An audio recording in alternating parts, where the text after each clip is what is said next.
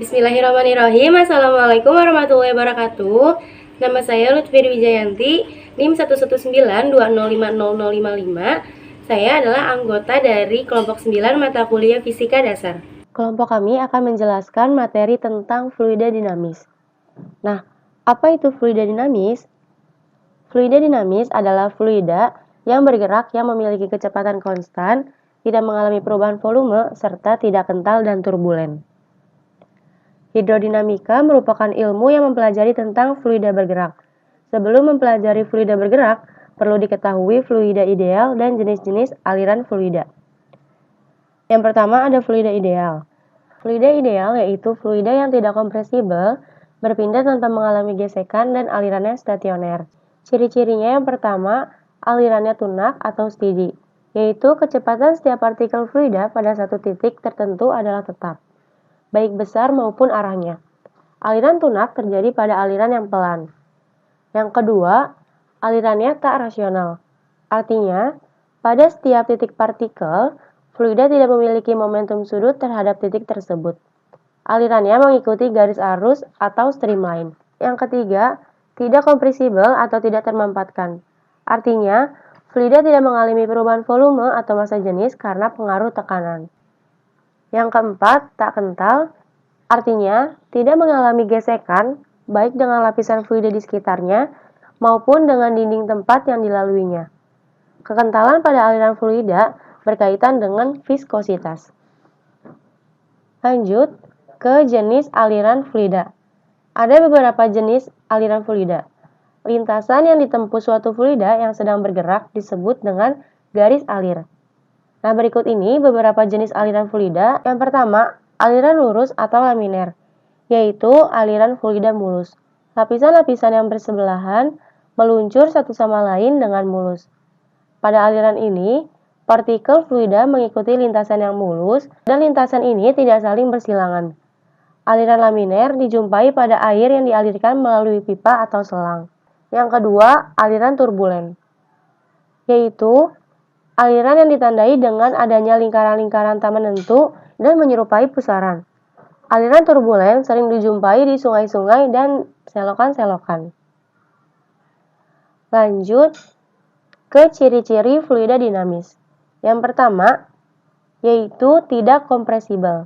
Artinya, jika diberi tekanan maka volumenya tidak berubah. Yang kedua, tidak mengalami gesekan. Artinya, saat mengalir, gesekan fluida dengan dinding dapat diabaikan. Yang ketiga, alirannya stasioner, yaitu kecepatan dan arah gerak partikel fluida yang melalui suatu titik tertentu selalu tetap. Dan yang keempat, tak bergantung waktu atau tunak. Artinya, kecepatannya konstan pada titik tertentu dan membentuk aliran laminer atau berlapis. Lanjut ke rumus fluida dinamis. Yang pertama yaitu ada debit aliran atau yang disimbolkan dengan Q. Yang pertama, jumlah volume fluida yang mengalir persatuan waktu atau yang dirumuskan dengan Q sama dengan delta V per delta T sama dengan A dikali V dikali delta T per delta T sama dengan A dikali V. Di mana Q sama dengan debit aliran, A sama dengan luas penampang, dan V sama dengan laju aliran fluida. Aliran fluida sering dinyatakan dalam debit aliran, yang mana dirumuskan dengan Q sama dengan V per T. Di mana Q sama dengan debit aliran, T sama dengan waktu, dan V sama dengan laju aliran fluida. Lanjut ke contoh soal.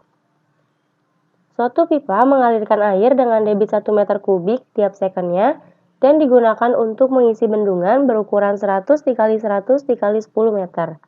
Hitung waktu yang dibutuhkan untuk mengisi bendungan sampai penuh. Nah, untuk pembahasannya, diketahui volume sama dengan 100 dikali 100 dikali 10 meter sama dengan 100.000 meter kubik. Debitnya 1 meter kubik dan yang ditanyakan selang waktunya atau T. Jawab. Nah, kita menggunakan rumus Q sama dengan V per T, lalu T-nya itu dipindah ruas menjadi T sama dengan V per Q, sama dengan V-nya 100.000 meter kubik per Q-nya 1 meter kubik per second. Nah, hasilnya yaitu 100.000 second. Jadi, waktu yang dibutuhkan untuk mengisi bendungan sampai penuh yaitu 100.000 second. Nah, materi selanjutnya akan dijelaskan oleh rekan saya. Oke, langsung saja kita lanjut ke pembahasan yang kedua, yaitu mengenai persamaan kontinuitas. Sebelumnya kita telah membahas ya mengenai debit fluida. Kita bisa rumuskan dengan dua persamaan. Yang pertama, Q sama dengan V dibagi T atau Q sama dengan A dikali V. Yang pertama, kita bisa baca dengan debit sama dengan volume dibagi dengan waktu, dan yang kedua, atau debit sama dengan luas penampang dikali dengan kecepatan. Namun yang perlu diperhatikan di sini, di dalam debit ini kita bisa lihat bahwa luas penampangnya itu konstan, alias tidak ada perubahan luas penampang antara penampang masuk dengan penampang keluar. Lalu bagaimana jika misal kita memiliki pipa yang seperti ini? Misal kita memiliki pipa yang mana ukuran penampangnya itu berbeda antara jalur masuk dengan jalur keluarnya, seperti ini misalnya. Maka di sini tetap harus berlaku yang namanya hukum kekekalan debit, alias debit masuk tetap harus sama dengan debit keluar. Nah, di sini kita memiliki sebuah persamaan yang mana Q1 sama dengan Q2, alias debit yang masuk itu harus sama dengan debit yang keluar. Jika dijabarkan itu menjadi A1 V1 sama dengan A2 V2, atau luas penampang 1 dikalikan dengan kecepatan di bagian 1 itu harus sama dengan luas penampang di bagian 2 dikalikan dengan kecepatan di bagian 2. Nah, ini dinamakan juga dengan persamaan kontinuitas, yang mana debit masuk itu tetap harus sama dengan debit yang keluar. Maka dibentuk dengan persamaan seperti ini untuk mencarinya. Langsung kita ke contoh soal. Contoh soalnya seperti ini ya, bisa kita baca terlebih dahulu. Sebuah pipa penyalur utama berdiameter sedalam 10 cm menyalurkan air hingga pada pipa kanan yang berdiameter 1,00 cm. Jika kecepatan rata-rata air dalam pipa adalah 4 cm per sekon, berapakah kecepatan rata-rata air dalam pipa penyalur utama yang ditimbulkannya? Nah, di sini kita tulis dulu ya, diketahui. Di sini ada 3 aspek yang diketahui. Yang pertama, ada diameter pipa plus 10 cm, kemudian ada diameter keran yaitu 1 cm, dan ada kecepatan keran yaitu 4 cm per sekon. Nah, yang ditanyakannya adalah kecepatan pada pipa. Nah, untuk mencarinya, di sini kita menggunakan persamaan kontinuitas, yang mana debit pada pipa harus sama dengan debit pada keran. Berlaku persamaan seperti ini ya. Nah, karena di sini yang diketahui adalah diameter, maka kita menggunakan untuk mencari luas penampang ya. A itu kan luas penampang. Luas penampangnya itu adalah menggunakan rumus luas lingkaran, karena pada pipa itu atau keran itu rata-rata dia bentuknya lingkarannya alasnya. Maka berlaku rumus seperti ini, persamaan seperti ini, 1/4 pi d kuadrat pada pipa dikali dengan kecepatan pada pipa itu harus sama dengan 1/4 pi d kuadrat pada keran dikalikan dengan kecepatan pada keran. Nah, kita coret saja ya 1/4 dengan pi-nya karena sama ya, hingga tersisa bagian diameter pipa dan kecepatan pipa dikalikan harus sama dengan diameter kuadrat pada keran dikalikan dengan kecepatan pada keran, sehingga kita masukkan saja langsung angkanya seperti ini, sehingga didapat nah seperti ini ya. Maka untuk mencari kecepatan pada pipa, kita tinggal pindah ruaskan menjadi seperti ini. 4/100 hasilnya adalah 0,04 cm per sekon. Oke, seperti ini ya. Assalamualaikum warahmatullahi wabarakatuh. Nama saya Putri Nur Asia, NIM 11920500079 dari kelas 4B Prodi Pendidikan Matematika. Pada video ini saya akan melanjutkan pembahasan fluida dinamis, yaitu mengenai hukum Bernoulli. Untuk pembahasannya, mari kita simak bersama-sama. Hukum Bernoulli. Nah, poin pertama, definisi hukum Bernoulli. Nah, apa itu hukum Bernoulli? Nah, hukum Bernoulli ditemukan oleh ilmuwan asal Jerman, yaitu Daniel Bernoulli. Nah, menurut Bernoulli, terdapat hubungan antara tekanan fluida, besar kecepatan atau kelajuan pancaran fluida, dan ketinggian atau elevasi yang dicapai fluida ketika suatu fluida mengalir melalui selang atau saluran lainnya. Nah, jadi hukum Bernoulli ini adalah jumlah dari tekanan, energi kinetik tiap volume, dan energi potensial tiap volume di setiap titik sepanjang aliran fluida adalah sama. Nah, artinya saat aliran fluida meningkat, tekanan fluida tersebut akan turun. Dengan demikian, energi potensial yang dimiliki fluida juga akan turun. Nah, sebaliknya, saat kecepatan aliran fluida turun, tekanan fluida pun akan naik. Nah, yang kedua ada syarat fluida pada hukum Bernoulli. Nah, syarat-syaratnya itu pertama, fluidanya tidak dapat dimanfaatkan atau incompressible. Yang kedua, fluidanya tidak memiliki viskositas. Yang ketiga, aliran fluidanya tetap atau steady. Kemudian, aliran fluidanya berjenis laminar, yaitu tetap dan tidak membentuk pusaran. Kemudian, tidak ada hilang energi akibat gesekan antara fluida dan dinding serta turbulen. Kemudian yang terakhir, tidak ada transfer energi kalor. Nah, poin ketiga, persamaan hukum Bernoulli. Nah, untuk gambaran dari hukum Bernoulli, yaitu seperti pada gambar ini, kita lihat. Nah, karena gaya F1 dan F2 berlawanan arah, maka usaha total yang dilakukan fluida adalah W sama dengan dalam kurung P1 dikurang P2 dikali V. Nah, usaha atau W ini akan mengubah energi kinetik dan energi potensial fluida.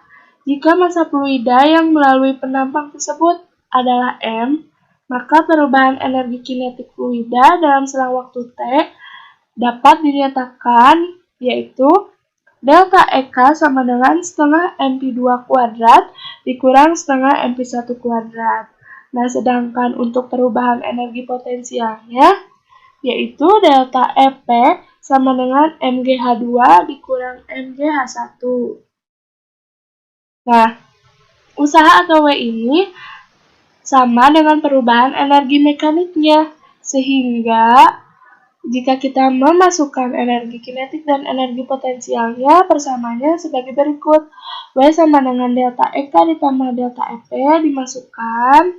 Nah, kemudian jika kita membagi kedua ruas persamaan tersebut dengan V atau volume, dan mengingat M per V itu sama dengan Rho, nah maka persamaannya dapat dinyatakan sebagai berikut, yaitu P1 ditambah setengah Rho V kuadrat P1 kuadrat ditambah Rho GH1 sama dengan P2 ditambah setengah Rho 2 V2 kuadrat ditambah Rho 2 GH2.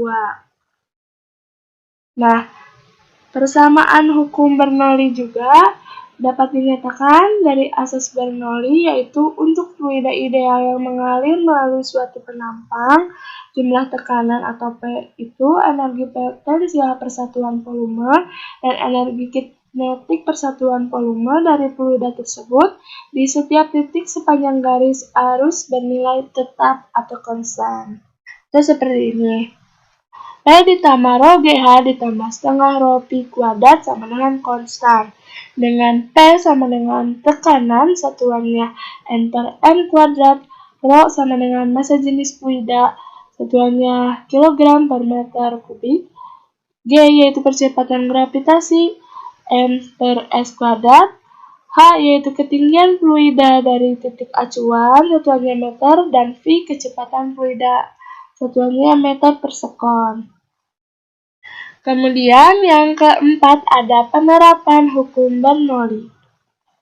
Nah, yang pertama penerapannya itu parfum, dan obat nyamuk semprot. Contoh sederhana hukum Bernoulli bisa kita lihat pada parfum atau obat nyamuk semprot. Nah, gambarnya seperti di samping. Kita lihat di sini ada P dan V-nya. Saat kita menekan parfum ke bawah, maka cairan bagian bawah akan bergerak dengan kelajuan rendah. Nah, akibatnya tekanan di cairan bagian bawah akan semakin tinggi. Hal itu mampu mendorong cairan untuk bergerak ke atas melalui selang parfum yang berukuran kecil. Nah, saat sampai di atas selang, udara di bagian pengisap akan keluar bersamaan dengan semburan parfum. Kemudian yang kedua ada Viva Venturimeter. Nah, gambarnya seperti di samping, yaitu alat yang digunakan untuk mengukur kelajuan aliran zat cair. Nah, alat ini didesain berbentuk pipa yang mengalami penyempitan diameter. Berdasarkan ada tidaknya itu, venturimeter dibedakan menjadi dua, yaitu venturimeter tanpa manometer dan venturimeter dengan manometer.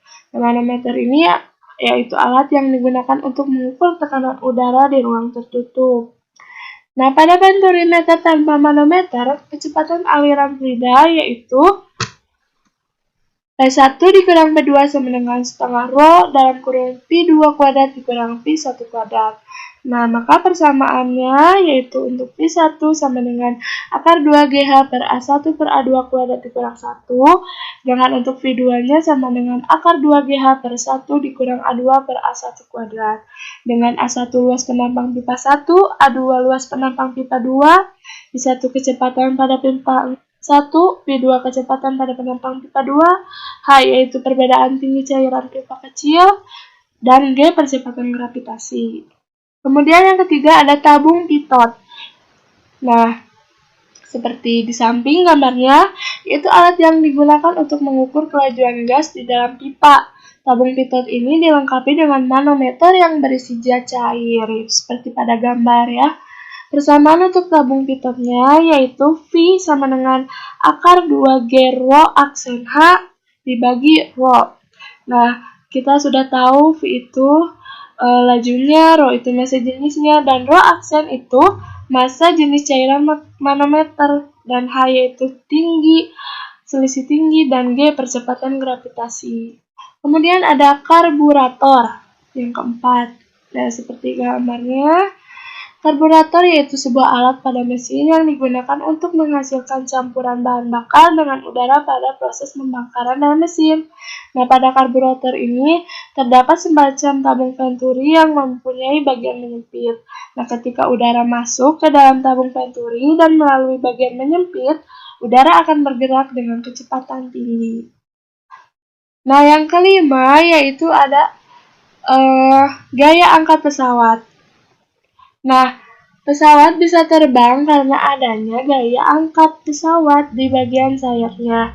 Nah, syarat pesawat bisa terbang itu, gaya angkat pesawat harus lebih besar dari berat pesawat itu sendiri.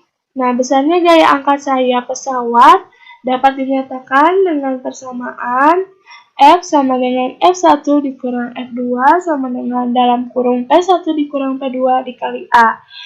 Dengan F1-nya itu gaya dorong pesawat ke atas, satuannya Newton, F2 itu gaya dorong pesawat ke bawah, sama satuannya, dan F yaitu F1 dikurang F2 sama dengan gaya angkat pesawat, P1 tekanan pada sisi bagian bawah, satuannya Pascal atau PA, P2 tekanan pada sisi bagian atas, dan A adalah luas penampang sayap, satuannya meter kubik.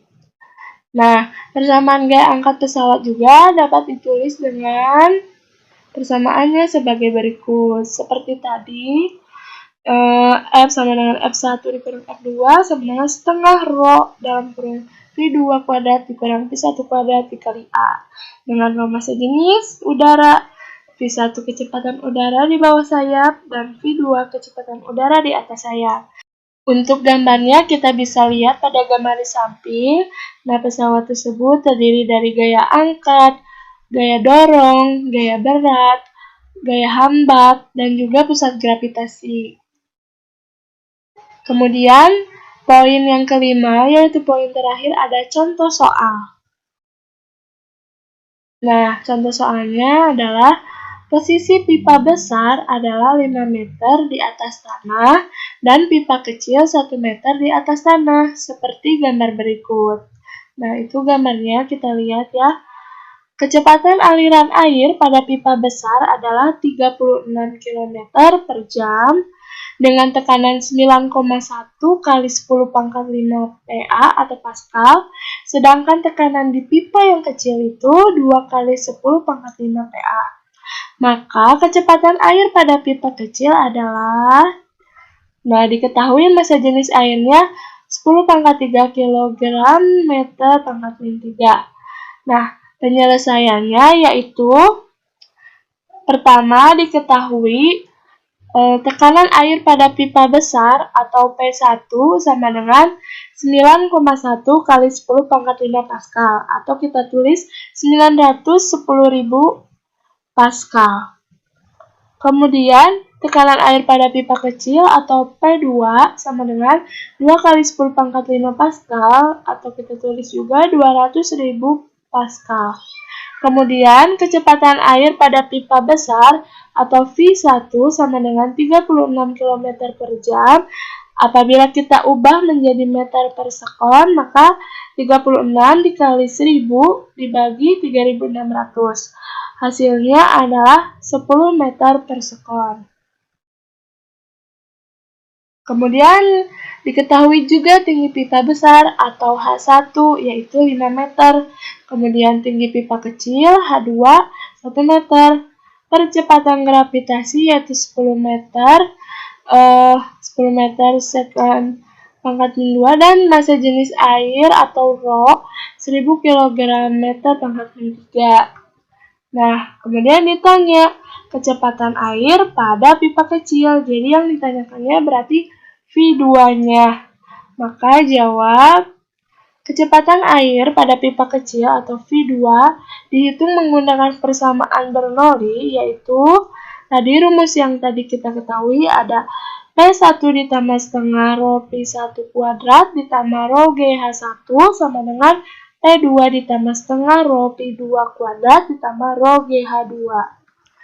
Nah, kita masukkan atau substitusikan nilai-nilai tadi yang sudah diketahui pada soal. Nah, P1-nya tadi kan 910.000 ditambah setengah Rho-nya 1000, V1-nya 10 berarti pangkat 2 ditambah Rho 1000, G atau percepatan gravitasinya 10, H1-nya 5. Sama dengan P2-nya 200.000 ditambah setengah Rho 1000, V2-nya belum kita ketahui karena V2 itu yang ditanyakannya, berarti tulis saja ditambah Rho 1000 kali G 10 kali 1 H2.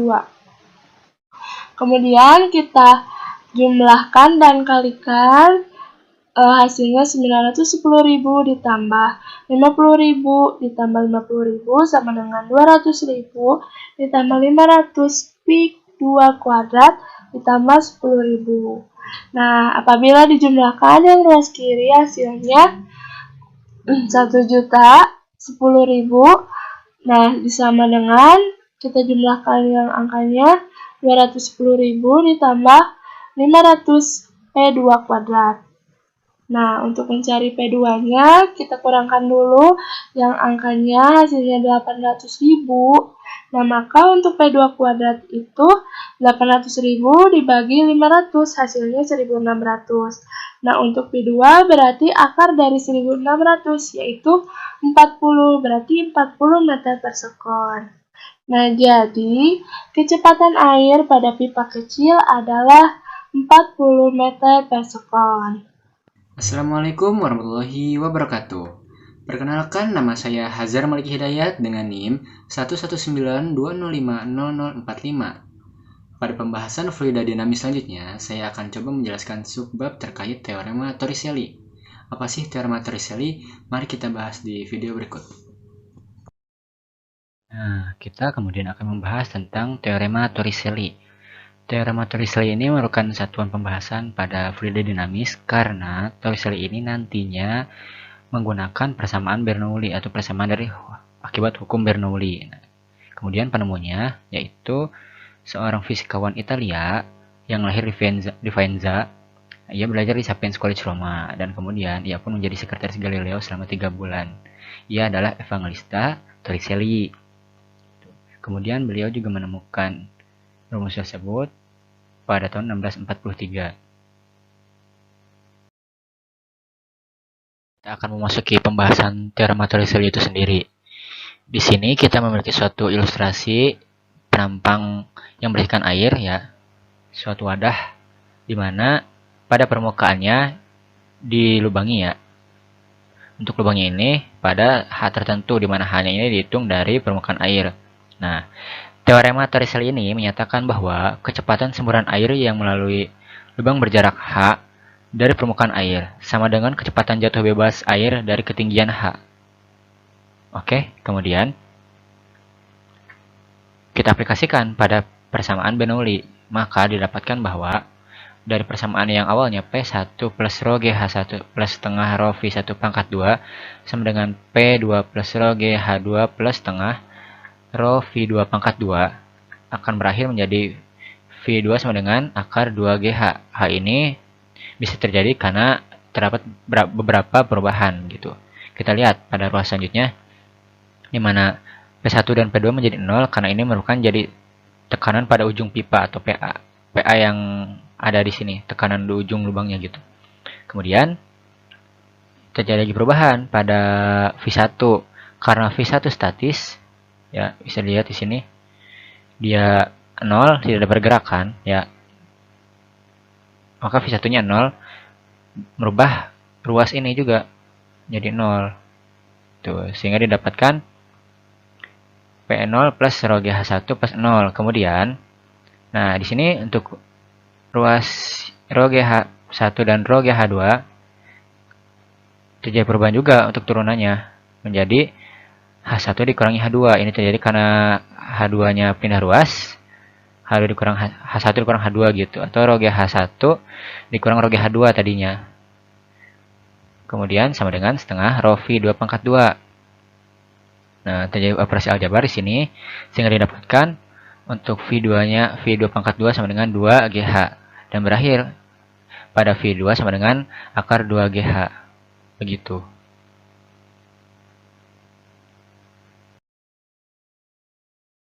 Kemudian kita akan memasuki salah satu contoh soal. Di sini kita memiliki ilustrasi bak penampungan berisi air dan pada dinding penampungannya terdapat lubang. Lihat pada gambar, lubangnya pada ketinggian 25 cm dari permukaan air, dari permukaan tanah. Kemudian kelajuan air pada saat keluar lubang tersebut adalah, G-nya itu adalah 10 meter per second kuadrat, ya. A 12 meter per second, B 10 meter per second, C 6 meter per second, D 5 meter per second, dan E 2 meter per second.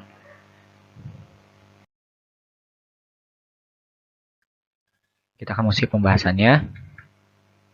Diketahui G sama dengan 10 meter per second kuadrat. Untuk H sendiri yaitu H1 dikurang H2. Karena H2 ini ada dari tanah, kita hitungnya yaitu 25 cm, maka 1,5 meter dikurangi 0,25 meter. Ini kita konvers dulu, ya, menjadi meter. 25 cm menjadi 0,25 meter. Sehingga kita mendapatkan H-nya, yaitu yang H itu dari sini, di sini, dari permukaan ke lubang, yaitu 1,25 meter. Nah, kita yang ditanyakan adalah kelajuan air pada saat keluar lubang atau V. Maka dengan rumus yang telah ada tadi, yaitu V sama dengan akar 2GH, V sama dengan akar 2 kali 10 kali 1,25. Kita substitusi yang G dan H tadi, sehingga didapatkan V sama dengan akar 25 atau V sama dengan 5 meter per second kuadrat. Begitu. Terima kasih atas perhatiannya. Mohon maaf apabila ada yang dirasa kurang. Wabillahi taufiq wal hidayah. Assalamualaikum warahmatullahi wabarakatuh.